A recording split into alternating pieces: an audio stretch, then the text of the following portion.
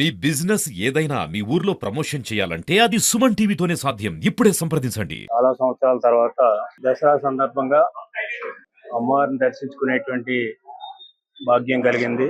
దాదాపు నా చిన్నతనంలో 8వ తరగతి చదువుకున్న టైంలో మా ఊరు నుంచి బళ్ళ మీద వచ్చాం. అప్పుడు బస్సులు గీసులు లేవు. ఎంత అభివృద్ధి కూడా లేదు. ఇంకా పాత గృహలో ఉండే అమ్మవారే ఉండేవారు. తర్వాత నేను మంత్రి అయిన తర్వాత ఒకసారి వచ్చాం. దాదాపు 20 సంవత్సరాలు అయి ఉంటుంది నేను వచ్చి. ఈ రోజున మళ్ళీ అమ్మవారిని దర్శనం చేసుకోవడం అనేటువంటిది చాలా అదృష్టంతో కూడుకున్నటువంటి సందర్భం. అటు దసరా టైంలో రావడం, ఇక్కడ మేనేజ్మెంట్ అంతా కూడా బ్రహ్మాండంగా కార్యక్రమాలు కూడా నిర్వహిస్తున్నారు. ఈ మధ్యనే బ్రాహ్మణులు కూడా కొంతమంది పూజారులను కూడా అపాయింట్ చేశారు. తలుపులమ్మ దేవస్థానం రోజు రోజుకి అభివృద్ధి చెందుతూ ఉంది. ఫస్ట్ మేము వచ్చేటప్పటికి అంటే 82వ సంవత్సరంలో నేను వచ్చేటప్పటికి ఉండేది కాదు, ఆదాయం కూడా ఉండేది కాదు. చాలా తక్కువ ఉండేది ఆదాయం. నాకు బాగా జ్ఞాపకం. పైకి ఆ గృహ చూసిన తర్వాత పైకి వెళ్ళాం. పైకి వెళితే పైనాపిల్ చెట్లు, మంచి వాటర్, ఫ్రెష్ వాటర్ వచ్చేది. కుర్రవాళ్ళం అప్పుడు బాగా దింటి వెళ్ళేవాళ్ళం. పైకి వెళ్ళి చూసి వచ్చాం. పైకి వెళ్తే చెరువు కూడా ఉండేది. ఇప్పుడు కూడా ఉంటుంది పాపం, కొండ మీద చెరువు. అక్కడి నుంచే వాటర్ అంతా వస్తుంది. తర్వాత నేను వచ్చేటప్పటికి ఇది లేదు, ఈ మండపం లేదు. లాస్ట్ టైం వచ్చేటప్పటికి ఇప్పుడు డెవలప్ అయింది. అంటే మనకి తలుపులమ్మ దేవస్థానం రోజు రోజుకి ఇంచుమించు తిరుపతి దేవస్థానం, అన్నవరం దేవస్థానం లాగా బ్రహ్మాండంగా అభివృద్ధి చెందుతూ ఉంది. దాంతో పాటు కూడా ఆదాయం కూడా పెరుగుతూ ఉంది.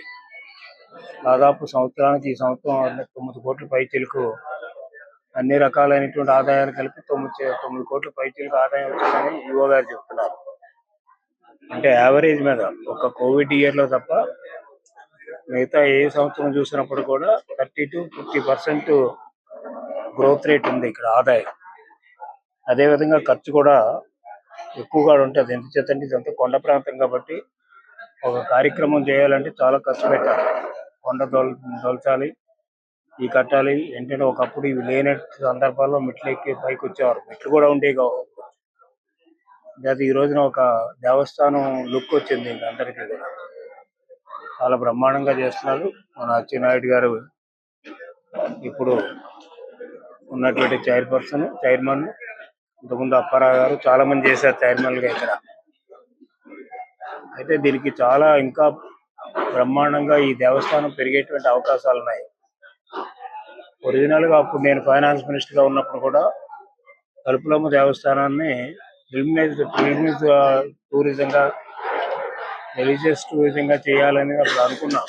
కానీ అప్పుడు జరగలేదు. అందుకని మొన్న మంత్రి గారికి కూడా లెటర్ రాశారు. దుర్గేష్ టూరిజం మినిస్టర్ మన జిల్లా వాడే. అదేవిధంగా ముఖ్యమంత్రి గారు కూడా లెటర్ రాశాం టూరిజం మినిస్టర్కి. ఇదొక పిల్గ్రిమ్ టూరిజం కింద డెవలప్ చేయడానికి అవకాశం ఉంది. ఒకవేళ పైన ఉండనివ్వకపోయినప్పుడు కూడా కింద ఉండటానికి చూసాం. ఎన్ని పాకలు వచ్చాయంటే అసలు ఊహించలేనటువంటి పాకలు. అప్పుడు నేను వచ్చి మంత్రిగా వచ్చినప్పుడు కూడా లేవు ఇన్ని పాకలు, ఇంత డెవలప్మెంట్ కూడా లేదు. ఓన్లీ కొండ మీదే ఉండేది. అటువంటి బ్రహ్మాండమైనటువంటి డెవలప్ అవుతుంది. ఇంచుమించు అన్ని జిల్లాల నుంచి కూడా, కోస్టల్లో ఉండేటువంటి అన్ని జిల్లాల నుంచి కూడా, కోస్టల్ నుంచి వచ్చేటువంటి అన్ని జిల్లాల్లో కూడా, శ్రీకాకుళం దగ్గర నుంచి ఇంచుమించు నెల్లూరు వరకు కూడా చాలా మంది వస్తూ ఉంటారు. ఇక్కడ ప్రత్యేకత ఏంటంటే వెహికల్ ఎవరైనా కొనుక్కున్నా ఏం చేసినప్పుడు కూడా వెహికల్ పూజ చేసుకోవడానికి ఎక్కువగా వస్తారు. సరే, మిగతా కార్యక్రమాలకు ఉంటానే ఉంటాయి జనరల్గా. కానీ ఇక్కడ ట్రెడిషనల్గా జరుగుతున్న దాన్ని ఆపడానికి ఎవరు ప్రయత్నం చేసినా ఆపలేరు. ఎందుకంటే అమ్మవారు అనేటువంటి ఒక మహాశక్తి. ఆ శక్తికి దర్శనం చేసుకుని వెళితే, లేకపోతే ఆ శక్తి పీఠంలో భోంచేసి వెళితే ఒక ప్రత్యేకత ఉంటుంది. అంచేత ఈ శక్తి పీఠం అనేటువంటిది ఒకటి మనం అభివృద్ధి చేయవలసినటువంటి అవసరం ఉంది. మన అదృష్టం కొద్ది కూడా తుని నియోజకవర్గంలోనే, అదేవిధంగా లావుకొత్తూరు పంచాయతీ, వేలంపేట, ఇవన్నీ కూడా చాలా మంది దీని మీద బ్రతుకుతూ ఉన్నారు. లేబర్ కానీ, వీళ్ళు కానీ, ఎస్సీస్ కానీ, ఎస్టీస్ కానీ, అదేవిధంగా ఓసీస్ కానీ, బీసీలు కానీ చాలా మంది బ్రతుకుతున్నారు దేవస్థానం మీద. అంతేకాదు ఇది అభివృద్ధి చేయవలసినటువంటి అవసరం ఉంది. భవిష్యత్తులో కూడా దీన్ని ప్రభుత్వం కూడా ఒక పరిధిలోకి తీసుకుని, అంటే గవర్నమెంట్ తరఫు నుంచే ఈఓ వీళ్ళంతా ఉంటున్నారు, కమిటీ కూడా వేశారు, గవర్నమెంట్ వేస్తుంది ఎప్పుడు. అంటే దీని భవిష్యత్తులో ఇంకా మనం బాగా అభివృద్ధి చేయాలంటే ఒక టూరిస్ట్ కేంద్రంగా దీన్ని తీర్చిదిద్దవలసినటువంటి అవసరం కూడా ఉంది. అప్పుడు చాలా మంది టూరిస్టులు కూడా రావడానికి వాళ్ళకి ఏంటంటే వాటర్ ఫాల్ ఉంది, మరి ఇప్పుడు ఎక్కడ ఉందో తెలియదు కానీ వాటర్ ఫాల్ కూడా ఉంది. ఓం శ్రీ మాత్రే నమః. లోవ గ్రామంలో వేంచేసిన శ్రీ శ్రీ శ్రీ తలంపులమ్మ అమ్మవారి దసరా మహోత్సవాలు ఈ రోజు నుంచి ప్రారంభమై 10 రోజుల పాటు ఆలయంలో నిర్వహించడం జరుగుతుంది. ఈ దసరా ఉత్సవాలలో భాగంగా ప్రతిరోజు ఈ 9 రోజుల పాటు అమ్మవారి అలంకరణలు కూడా ప్రత్యేకంగా చేయడం జరుగుతుంది. ఈ కార్యక్రమంలో భాగంగా ఈరోజు శాసన మండలి సభ్యులు, మాజీ మంత్రివర్యులు, గౌరవనీయులు శ్రీ యనమల రామకృష్ణుడు గారు ఈ ఆలయానికి వచ్చి ఈ దసరా మహోత్సవాల కార్యక్రమాన్ని కలశ ప్రతిష్ఠ చేసి ఈ కార్యక్రమాన్ని ప్రారంభించడం జరిగింది. ఈ రోజు నుంచి కార్యక్రమాలు 10 రోజుల పాటు నిర్వహించడం జరుగుతుంది. అలాగే శ్రీ యనమల రామకృష్ణ గారు ఈ ఆలయ పర్యటనలో భాగంగా పలు అభివృద్ధి కార్యక్రమాలని పరిశీలించి సమీక్షించడం జరిగింది. అందులో భాగంగా 9 కోట్ల రూపాయలతో ఏదైతే కార్యక్రమాలు ఇంతకుముందు చేపట్టామో అవన్నీ కూడా ఆయన సమీక్షించారు. అలాగే రాబోయే రోజుల్లో భక్తుల సౌకర్యార్థం ఇక్కడ ఏర్పాటు చేయబోయే ఎస్కలేటర్స్ గురించి, రాజగోపురం మిగతా పనుల గురించి కూడా ఆయన తగు సూచనలు ఇచ్చి ప్రభుత్వానికి కూడా తగు సిఫార్సులు చేయడానికి అంగీకరించి ఉన్నారు. అలాగే ఈ అమ్మవారి ఆలయం ఒక విశిష్టత ఆయనకి ఈ ప్రాంత వాసులే కాబట్టి తెలుసు కాబట్టి ఈ రోజు రోజు దినదినాభివృద్ధి చెందుతున్న ఆలయాన్ని పెరుగుతున్న భక్తుల రద్దీ దృష్టిలో పెట్టుకుని మేము మా కోరిక మేరకు కింద పార్కింగ్ ప్లేస్ కానీ, అలాగే అతిథి గృహాలు కానీ మరిన్ని పెంపుదల చేయడానికి అవసరమైతే దేవస్థానం దగ్గర ల్యాండ్ లేదు కాబట్టి దేవస్థానం సొమ్ముతోటి చుట్టుపక్కల అసైన్ ల్యాండ్స్ కానీ, ప్రైవేట్ ల్యాండ్స్ కానీ ఏదైనా ఉన్నట్లయితే వాటి వివరాలు సేకరించమని చెప్పారు. తద్వారా వాళ్ళకి కాంపెన్సేషన్ చెల్లించి విశాలమైన పార్కింగ్ ప్రదేశం, ఎందుకంటే రద్దీగా ఉన్న ఆదివారాల్లో 6 నుంచి 7,000 వెహికల్స్ ఆలయానికి రావడం జరుగుతుంది కాబట్టి పార్కింగ్ ప్రధానమైన సమస్యగా ఉంది.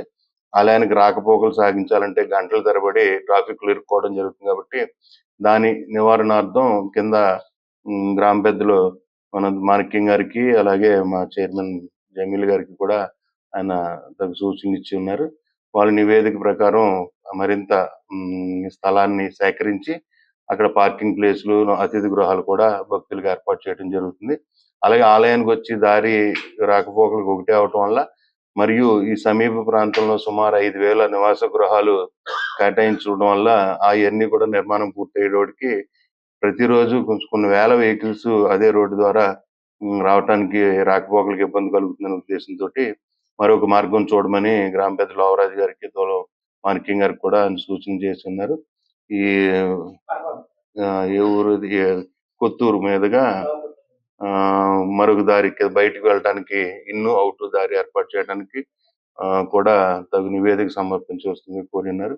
ఇవన్నీ త్వరలో ఇవన్నీ సంఘటితం చేసుకుని ఇవన్నీ తీసుకెళ్లి ఆయన ద్వారా ఈ 2వ రోడ్డు నిర్మాణము, పార్కింగ్ ప్లేస్ ఏర్పాటు చేయటం, నూతన వసతి గృహాలు ఏర్పాటు చేయడం ద్వారా ఆలయానికి వచ్చే భక్తులకి మరిన్ని సౌకర్యాలు కల్పించడానికి వారి యొక్క పూర్తి సహకారాలు అందిస్తున్నందుకు వారికి మా ధర్మకర్తల మండలి తరఫున, మా ఆలయ సిబ్బంది తరఫున ప్రత్యేక ధన్యవాదాలు తెలియజేసుకుంటూ, రాష్ట్ర ప్రజలందరూ కూడా ఈ 10 రోజుల పాటు శ్రీ తలంపులమ్మ అమ్మవారిని దర్శించుకుని అమ్మవారిని సేవించి పూజించి అమ్మవారి ఆశీస్సులు పొందవలసిందిగా కోరుచు, అలాగే అమ్మవారి యొక్క ఆశీస్సులు రాష్ట్ర ప్రజలందరికీ ఉండాలని మనస్ఫూర్తిగా కోరుకుంటున్నాను.